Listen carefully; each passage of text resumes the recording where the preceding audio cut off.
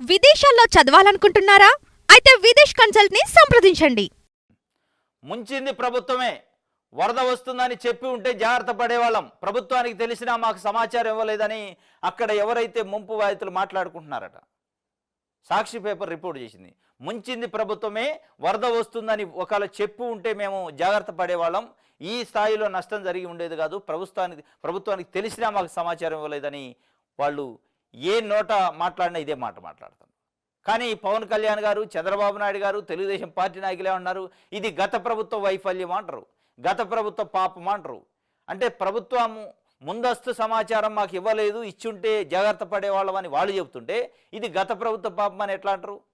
అంటే గతంలోనే జగన్మోహన్ రెడ్డి ముఖ్యమంత్రిగా ఉన్నప్పుడే 2024 ఆగస్టు 31 సెప్టెంబర్ 1 నాడు వరదలు వస్తాయని ఆయన అనౌన్స్ చేసి ఉండాల్సిందే అనేది మీ అర్థమా అనేది అక్కడ ప్రజలు మాట్లాడుకుంటున్నారు.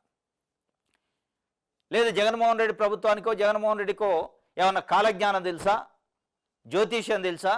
ఎట్లా తెలుస్తుంది 2024 సెప్టెంబర్లో వరదలు వస్తాయని? అప్పుడే అనౌన్స్మెంట్ చేయాలని ఎట్లా తెలుస్తుంది? మీరు ఇప్పుడు చేయాల్సింది చేయకుండా మీ కర్తవ్యాన్ని, మీ డ్యూటీని సక్రమంగా నిర్వర్తించుంటే ఇవాళ ఈ పరిస్థితి వచ్చి ఉండేది కాదు అనేది అక్కడ ప్రజలు మాట్లాడుకుంటున్నారు. ప్రభుత్వమే మమ్మల్ని ముంచింది అని చెప్పి. ఇగో మంచినీళ్ళ కోసం లైన్లు, ఆహార పొట్లాల కోసం లైన్లు, ఇది పరిస్థితి. వరద ఇంట్లోకి వచ్చే వరకు మాకు తెలియదు. ఇంట్లోని సామాన్లు వరద పాలు, పుస్తకాలు, సర్టిఫికెట్లు కొట్టకపోయాయి. పాడైన ఆటోలు, బైకులు, కార్లు, ఇతర వాహనాలు, ఇళ్లు దెబ్బతిన్నాయి. సర్వం కోల్పోయి కట్టుబట్టలతో రోడ్డున పడ్డాం. చంద్రబాబు ప్రభుత్వం నిర్లక్ష్యంపై మండిపడుతున్న వరద బాధితులు. ప్రభుత్వ బాధ్యత రాహిత్యంతో తీవ్రంగా నష్టపోయిన 1,45,000 కుటుంబాలట. 1-2 కాదు, 1,45,000 కుటుంబాలు ప్రభుత్వ బాధ్యత రాహిత్యంతో తీవ్రంగా నష్టపోయారట. వారం రోజుల తర్వాత కూడా ఇంకా వరద ముంపులోనే 7 లక్షల మంది పేద, మధ్యతరగతి, ఉన్నత వర్గాలు అందరూ వరద బాధితులే. ఒక్కో కుటుంబానికి 3 నుంచి 30 లక్షల వరకు నష్టం జరిగింది. 10,000 కోట్ల మేర నష్టపోయిన బాధితులకు పునరావాస కేంద్రాలు లేవు. బాబుకే కలెక్టరేట్లో పునరావాసం ఉంది తప్ప చంద్రబాబు నాయుడు గారికి పునరావాసం ఉందని ప్రజలకు పునరావాసం లేదట. చంద్రబాబు నాయుడు గారికి ప్రభుత్వ కార్యాలయం కలెక్టరేట్ని పునరావాస కేంద్రం చేసుకోండు.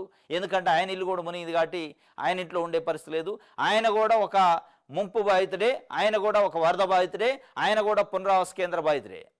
కాబట్టి ఆయనకి అఫీషియల్ బంగ్లా ఇచ్చారు, కలెక్టరేట్ బంగ్లా. ఏసీ రూమ్లో అన్ని అంగు ఆర్భాటాలు ఉన్న కలెక్టరేట్ బంగ్లా ఇచ్చి దాంట్లో పునరావాసం తీసుకుంటుండు. ఒక బస్సు కూడా పెట్టుకుండు. కానీ ప్రజలు వరదలో బురదలో రోడ్ల మీద ఉన్నారు అనేది సాక్షి పేపరు చెప్తుంది. ఇది మొత్తానికి ప్రభుత్వమే ముంచింది, లేదంటే మేము ఈ స్థాయిలో నష్టపోయే వాళ్ళం కాదు అని చెప్తుండు. సర్వం కోల్పోయాం. ఏడాది కిందటే సింగనగర్లో తోటవారి వీధిలో ఇల్లు అద్దెకు తీసుకొని మారాం. గత ఆదివారం ఉదయం ఒక్కసారిగా వచ్చిన వరద ఇంట్లో సామాన్లు అన్నీ పాడయ్యాయి. 5 ఏళ్లుగా సంపాదించిన వస్తువులన్నీ పనికి రాకుండా పోయాయి.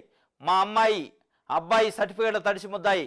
కొన్ని నీటిలో కొట్టుకుపోయాయి. వరద వస్తుందని ముందుగా చెబితే వీలైనంత వరకు జాగ్రత్త పడేవాళ్ళం. ప్రభుత్వ నిర్లక్ష్యంతో సర్వం కోల్పోయాను రాధాకృష్ణ ఆట అవుట్ సోర్సింగ్ ఉద్యోగి అని చెప్తుండు.